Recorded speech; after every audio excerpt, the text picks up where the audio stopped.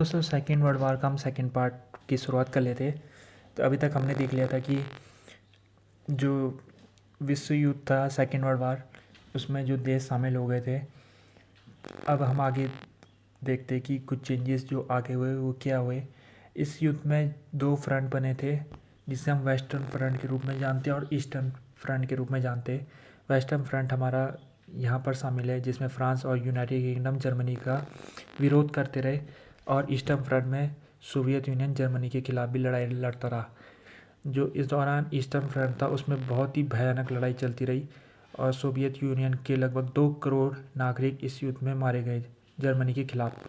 जबकि western front में 1944 तक ज़्यादा गतिविधियाँ नहीं हुई, क्योंकि जर्मनी का फ्रांस के ऊपर पूरी तरह से कब्जा हो गया था।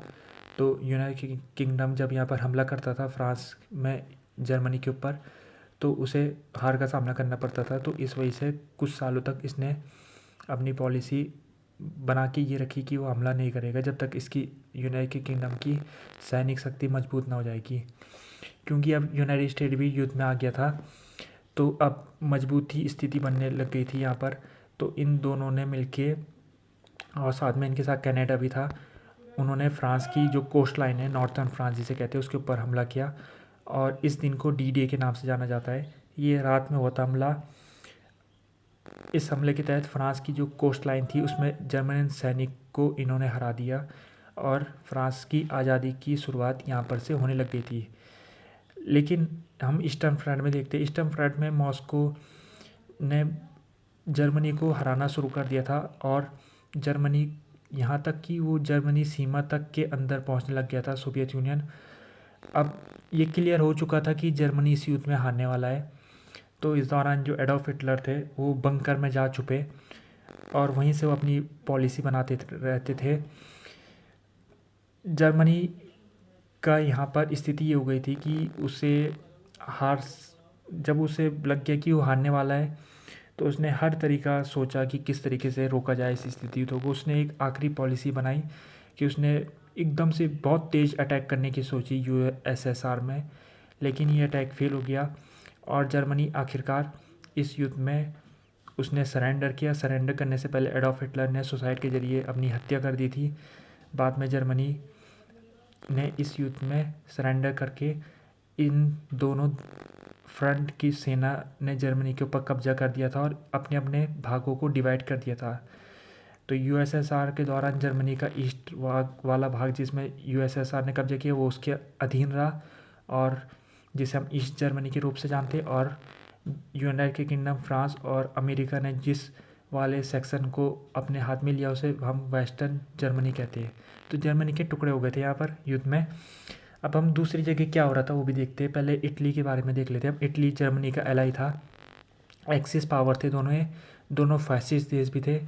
तो इटली पहले हार गया था जर्मनी से 1943 में। वहाँ ब्रुनेटो मैसोलिनी को अगवा करके उनकी हत्या कर दी गई थी। उसके बाद इटली ने सरेंडर कर दिया था, और इटली में एक नई सरकार आई थी जो कि उसने सरेंडर इन दोनों फ्रांस के सामने और यूनाइटेड किंगडम और यूनाइटेड स्टेट के सामने कर लिया था। अब यहाँ पर हम देखते हैं कि जापान की स्थिति क्या रही। जापान एक आखिरी एक्सिस पावर था जो कि आखिरी तक लड़ता रहा। जापान ने चाइना के ऊपर अटैक किया था, हमने पिछले वीडियो में देखा था, जिसके तहत उसने चाइना के कोस्ट लाइन में पूरा अधिकार कर लिया था। लेकिन वो अंदर ज़्यादा नहीं जा पाया, क्योंकि चाइना बहुत बड़ा देश है, तो उसको कब्जा करना इतना आसान नहीं होता है। और उसके खिलाफ वहाँ की जो नेशनलिस्ट सरकार थी और कम्युनिस्ट सरकार थी जापान के खिलाफ, वो भी लड़ाई लड़ती रही। तो एक डेडलॉक की स्थिति बनी रही।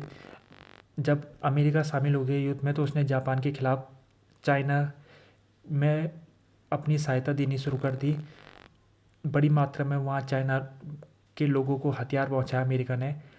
इसके अलावा पैसिफिक में जो जापान की कॉलोनी थी उसमें बम बरसाया अमेरिका ने, और आखिरकार 1945 में अमेरिका ने वहाँ हिरोशिमा और नागासाकी में एटम बम फेंका, जिस कारण आखिरकार जापान ने सरेंडर कर दिया। तो अभी जितने एक्सिस पावर थी सब हार गए थे। अब कुछ बदलाव हुए जिसे हम देख लेते कि विश्व युद्ध खत्म होने के बाद क्या हुए। पहले तो हमने देखा जर्मनी का बंटवारा हो गया था। जर्मनी का बंटवारा टेम्परेरी के रूप में अपनाया गया था, यानी कुछ समय के लिए ये देश इसके ऊपर अधिकार करके रखेंगे। लेकिन बाद में हुआ ऐसा कि ये एक आइडियोलॉजिकल इशू बन गया। और इसके अलावा जो यहाँ पर बंटवारा हुआ था, कोरिया का भी बंटवारा हो गया था। नॉर्थ कोरिया, साउथ कोरिया दो देश के रूप में उभरे, जबकि पहले एक ही देश था, कोरिया। इसके अलावा वियतनाम के भी दो भाग कर दिए गए, नॉर्थ वियतनाम और साउथ वियतनाम। अब हम ये देखते हैं कि यहाँ पर कोल्ड वार की शुरुआत हो गई थी। कोल्ड वार, दो देश इस युद्ध के बाद बहुत मजबूत निकले, जिसमें एक यूनाइटेड स्टेट था और दूसरा सोवियत यूनियन था। दोनों की जो आइडियोलॉजी थी वो अलग अलग थी। सोवियत यूनियन एक कम्युनिस्ट देश था, जबकि यूनाइटेड स्टेट एक कैपिटलिस्ट देश था। तो जब तक युद्ध चलता रहा तब तक तो दोनों को एक दूसरे की ज़रूरत थी, क्योंकि उनको जर्मनी को हराना था। लेकिन जैसे जर्मनी हार गया, वैसे ही इन दोनों की जो इनके बीच में डिफरेंसेस थे उभरने लग गए। और इस युद्ध होने के बाद ही एक नया पीरियड की शुरुआत होती है, जिसे हम कोल्ड वार कहते हैं।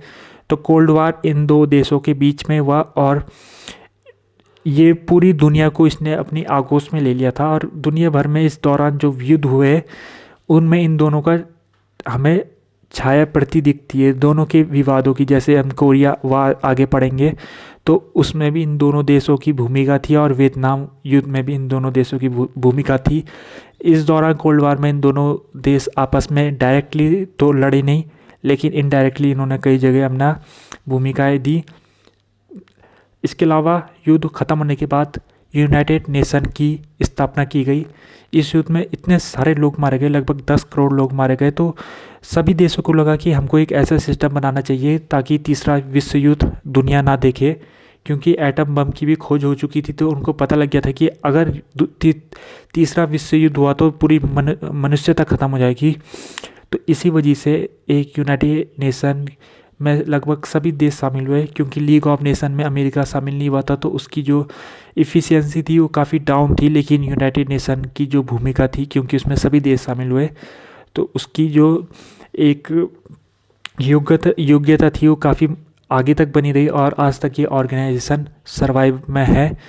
और इसकी आलोचना भी कई लोग करते हैं, लेकिन इसने कम से कम तीसरा विश्व युद्ध अभी तक नहीं हुआ है।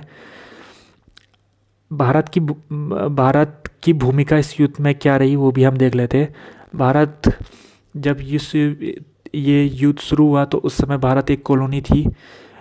जब ब्रिटेन ने भारत को इसमें शामिल किया इस युद्ध में, तो भारत की जो कांग्रेस पार्टी थी उसने इस युद्ध में शामिल होने से मना कर दिया, और उसने कहा कि हम तभी इस युद्ध में शामिल करेंगे अपने सिपाहियों को जब ब्रिटेन हमें इस युद्ध के ख़त्म होने के बाद आज़ादी दे देगा। लेकिन ब्रिटेन ने ऐसा मानने से मना कर दिया, और कांग्रेस पार्टी ने क्विट इंडिया मूवमेंट की शुरुआत कर दी थी।